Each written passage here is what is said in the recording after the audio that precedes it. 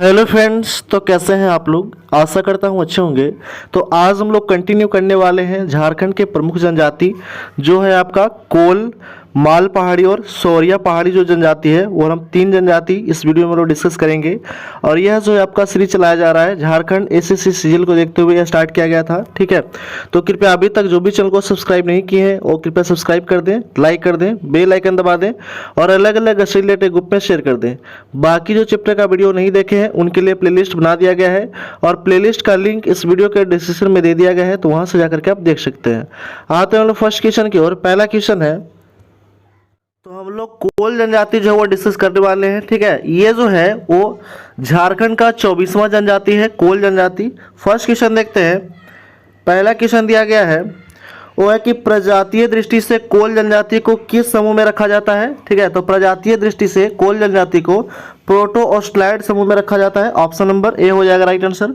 Next question है, कोल जनजाति के बारे में इनमें से कौन सा कथन जो है वो सत्य है। सत्य कथन बताना है। पहला कथन है कि कोल जनजाति की भाषा नाम, ठीक है, भाषा का नाम भी कोल था। ठीक है, कोल जनजाति की भाषा का नाम भी क्या था, कोल था। तो ये पहला कथन सही है। दूसरा कथन दिया गया है कि कोल जनजाति की भाषा का संबंध कोलेरियन भाषा समूह से था। तो ये भी सही है। ऑप्शन नंबर सी हो जाएगा राइट आंसर। दोनों कथन जो है वो सत्य है। नेक्स्ट क्वेश्चन है, कोल जनजाति झारखंड की क्या थी। तो कोल जनजाति जो थी वो झारखंड की 32वीं जनजाति है। ठीक है, कोल जनजाति झारखंड की 32वीं जनजाति है ये। ठीक है, नेक्स्ट क्वेश्चन है, कोल जनजाति को किस वर्ष भारत सरकार ने जनजाति की श्रेणी में शामिल किया था। तो कोल को जो था वो भारत सरकार के द्वारा 2003 में जनजातीय श्रेणी में शामिल किया गया था। ऑप्शन नंबर बी हो जाएगा राइट आंसर। नेक्स्ट क्वेश्चन है, अगला प्रश्न है, कोल जनजाति का संकेंद्रण इनमें से किस जिले में था। तो संकेंद्रण जो था वो था आपका देवघर, दुमका और गिरिडीह जिले में था। ऑप्शन नंबर डी हो जाएगा राइट आंसर, उपरोक्त सभी। नेक्स्ट क्वेश्चन है, कोल जनजाति के बारे में इनमें से कौन सा कथन जो है वो सत्य नहीं है, ये बताना है। ठीक है, पहला कथन दिया गया कि कोल जनजाति का परिवार प्रतिशतात्मक और प्रतिवंशीय होता था। तो ये पहला कथन जो है वो सही है। दूसरा कथन दिया गया है कि कोल जनजाति 12 गोत्रों में विभक्त था। तो ये भी सही है। ऑप्शन नंबर सी हो जाएगा राइट आंसर। दोनों कथन सत्य है। ठीक है, कोई भी गलत नहीं है। नेक्स्ट क्वेश्चन है, कोल जनजाति में वधु मूल्य को क्या कहा जाता था। ठीक है, तो कोल जनजाति में वधु मूल्य को पोटे कहा जाता था। ऑप्शन नंबर बी हो जाएगा राइट आंसर। नेक्स्ट क्वेश्चन है, कोल जनजाति के गांव के प्रधान को क्या कहा जाता था। ठीक है, तो कोल जनजाति के जो गांव के प्रधान होते थे उनको मांझी कहा जाता था। ऑप्शन नंबर ए हो जाएगा राइट आंसर। नेक्स्ट क्वेश्चन है, कोल जनजाति परंपरागत पेशा क्या था। ठीक है, तो कोल जनजाति का जो परंपरागत पेशा था वो था आपका लोहा गलाना था। क्या था, लोहा गलाना। ऑप्शन नंबर ए हो जाएगा राइट आंसर। नेक्स्ट क्वेश्चन है, कोल जनजाति के प्रमुख देवता कौन थे। ठीक है, तो कोल जनजाति के जो प्रमुख देवता थे वो थे आपका सिंहबोंगा थे। ऑप्शन नंबर बी हो जाएगा राइट आंसर। नेक्स्ट क्वेश्चन है, कोल जनजाति के बारे में इनमें से कौन सा कथन सत्य है। सत्य कथन बताना है। पहला कथन है कि पहला जो कथन दिया गया है वो है आपका कि कोल जनजाति के लोग वर्तमान समय में अपना परंपरागत व्यवसाय छोड़कर तेरी से कृषि को अपना रहे थे। तो ये पहला कथन सही है। दूसरा कथन दिया गया है वो है कि कोल जनजाति के लोग सरना धर्म के अनुयायी होते थे तथा ये लोग भगवान शंकर, बजरंगबली, दुर्गा और काली की पूजा करते थे। तो ये भी सही है। तीसरा कथन दिया गया है वो है कि कोल जनजाति पर हिंदू धर्म का सर्वाधिक प्रभाव पड़ा था। तो ये भी सही है। ऑप्शन नंबर डी हो जाएगा राइट आंसर। सभी कथन जो है वो सत्य है। ठीक है, तो कोल जनजाति से हम लोग 11 क्वेश्चन जो था वो डिस्कस किए हैं। अब हम लोग नेक्स्ट जो है जनजाति देखते हैं वो है आपका माल पहाड़ी जनजाति। झारखंड का 25वां जनजाति है ये। ठीक है, यह है माल पहाड़ी जनजाति। फर्स्ट क्वेश्चन देखते हैं। पहला क्वेश्चन दिया गया है वो है कि प्रजातीय दृष्टि से माल पहाड़ियाँ जनजातियाँ को किस समूह में रखा गया है। तो ये रखा गया प्रोटो ऑस्ट्रेलाइड समूह में रखा गया है। ठीक है, प्रोटो ऑस्ट्रेलाइड समूह में। ऑप्शन नंबर ए हो जाएगा राइट आंसर। नेक्स्ट क्वेश्चन है, रिजले के अनुसार माल पहाड़ी जनजाति का संबंध इनमें से किस प्रजाति समूह से है। ठीक है, रिजले के अनुसार माल पहाड़ी जनजाति का संबंध इनमें से किस प्रजातीय समूह से है। तो है आपका द्रविड़ से। ठीक है, ऑप्शन नंबर सी हो जाएगा राइट आंसर। नेक्स्ट क्वेश्चन है, अगला प्रश्न है कि रसेल और हीरालाल के अनुसार माल पहाड़िया जनजातियां पहाड़ों में रहने वाले इनमें से किस जाति के वंशज थे। तो ये जो वंशज थे वो था आपका सकरा जाति के वंशज थे, ऑप्शन नंबर बी हो जाएगा राइट आंसर। नेक्स्ट क्वेश्चन है, अगला प्रश्न है कि बुचानन हैमिल्टन के अनुसार माल पहाड़िया जनजातियों का संबंध इनमें से किससे है? तो ये जो संबंधित है वो आपका मलेर से संबंधित है, ऑप्शन नंबर सी हो जाएगा राइट आंसर।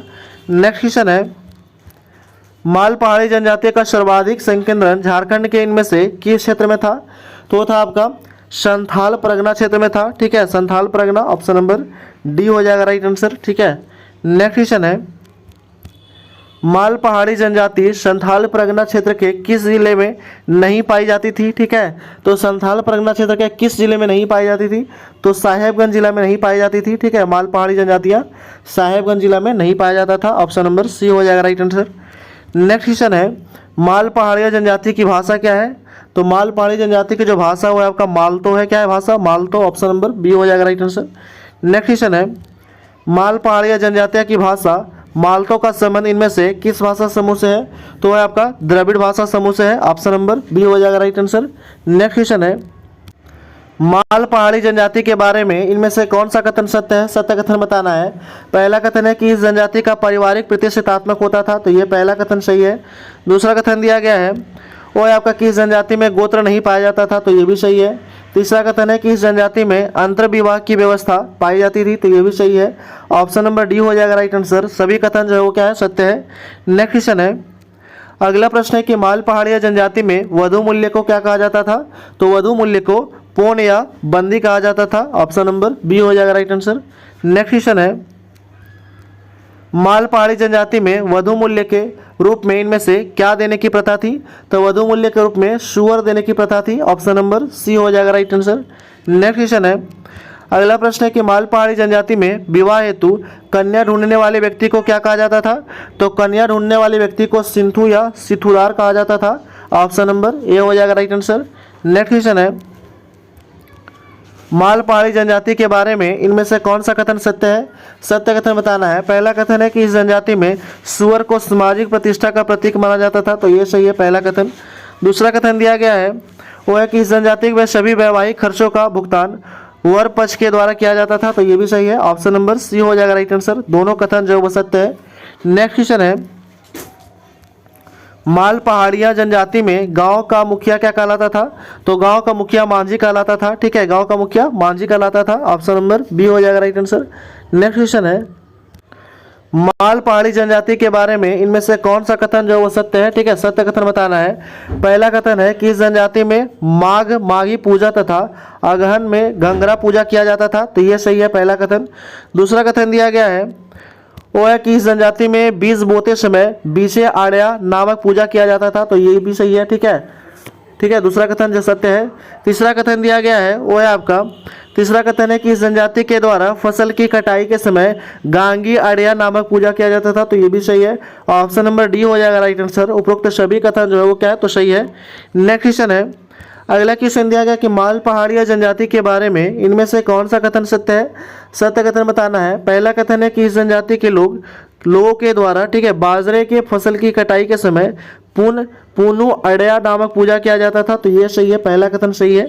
दूसरा कथन दिया गया है वो है आपका कि इस जनजाति के लोग का प्रमुख त्यौहार जो था वो कर्मा फागु तथा नवा खानी था, ठीक है, इस जनजाति के जो लोग थे उनका प्रमुख त्यौहार क्या था?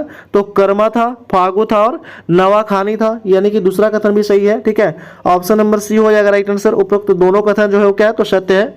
नेक्स्ट क्वेश्चन है, माल पहाड़िया जनजाति का प्रमुख मुख्य जो पेशा था वो क्या था? ठीक है, तो माल पहाड़ी जनजाति का मुख्य पेशा क्या था? तो झूम कृषि करना, खाद्य संग्रह करना और शिकार करना, ये जो था वो मुख्य पेशा था किसका? तो माल पहाड़ी जनजाति का मुख्य पेशा था ये सब, ठीक है, ऑप्शन नंबर डी हो जाएगा राइट आंसर। नेक्स्ट क्वेश्चन है, माल पहाड़ी जनजाति में स्थानांतरणशील कृषि को क्या कहा जाता था? तो स्थानांतरणशील जो कृषि होता था उसको कुरवा कहा जाता था, ऑप्शन नंबर सी हो जाएगा राइट आंसर। नेक्स्ट क्वेश्चन है, अगला क्वेश्चन दिया गया हुआ है आपका कि माल पहाड़ी जनजाति में सबसे अधिक उपजाऊ भूमि को किस नाम से जाना जाता था? तो सबसे ज़्यादा जो उपजाऊ भूमि होता था उसको सेम भूमि के नाम से जाना जाता था, ऑप्शन नंबर ए हो जाएगा राइट आंसर। नेक्स्ट क्वेश्चन है, अगला क्वेश्चन दिया गया है वो है आपका 20 नंबर क्वेश्चन कि माल पहाड़ी जनजाति में सबसे कम उपजाऊ भूमि को किस नाम से जाना जाता था। तो सबसे कम उपजाऊ भूमि को टिकुर भूमि के नाम से जाना जाता था और सबसे ज़्यादा उपजाऊ भूमि को सेम भूमि के नाम से जाना जाता था। नेक्स्ट हम लोग क्वेश्चन देखते हैं। अगला क्वेश्चन है माल पहाड़ी जनजाति में मध्यम उपजाऊ भूमि को किस नाम से जाना जाता था। तो मध्यम उपजाऊ भूमि को डेम भूमि के नाम से जाना जाता था। ऑप्शन नंबर सी हो जाएगा राइट आंसर। नेक्स्ट क्वेश्चन है, अगला क्वेश्चन है कि माल पहाड़ी जनजाति में सब्जी उगाने हेतु प्रयुक्त भूमि को किस नाम से जाना जाता था। तो जाना जाता था आपका बाड़ी भूमि के नाम से जाना जाता था। ठीक है, जहाँ पे सब्जी उगाया जाता था उसको बाड़ी भूमि के नाम से जाना जाता था। ऑप्शन नंबर डी हो जाएगा राइट आंसर।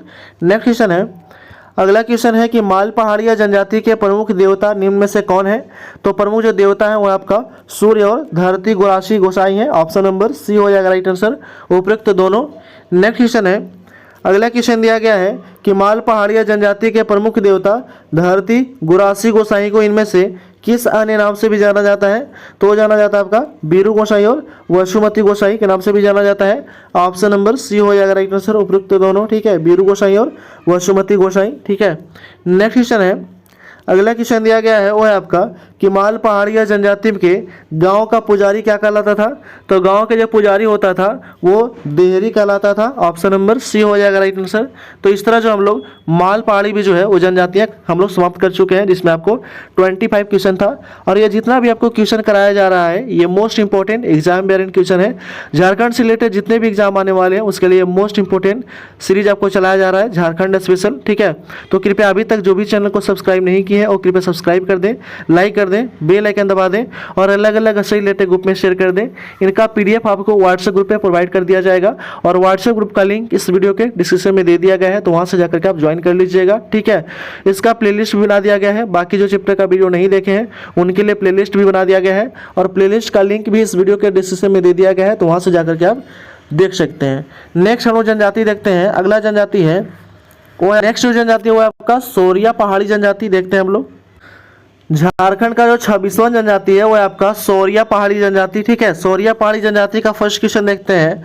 पहला क्वेश्चन दिया गया है वो है आपका कि सोरिया पहाड़ी जनजाति का संबंध निम्न में से किस प्रजाति समूह से था। तो वो था आपका प्रोटो ऑस्ट्रेलाइड समूह से था। यानी कि जितने भी जो थे झारखंड के जो जनजाति थे वो ज़्यादातर जो थे वो प्रोटो ऑस्ट्रेलाइड समूह से ही संबंधित थे। ऑप्शन नंबर ए हो जाएगा राइट आंसर। ठीक है, नेक्स्ट क्वेश्चन है झारखंड के किस क्षेत्र में सोरिया पहाड़ी जनजाति का संकेंद्रण पाया जाता था। तो संकेंद्रण पाया जाता था आपका संथाल परगना क्षेत्र में। ऑप्शन नंबर सी हो जाएगा राइट आंसर। नेक्स्ट क्वेश्चन है सोरिया पहाड़ी के बारे में इनमें से कौन सा कथन सत्य है। सत्य कथन बताना है।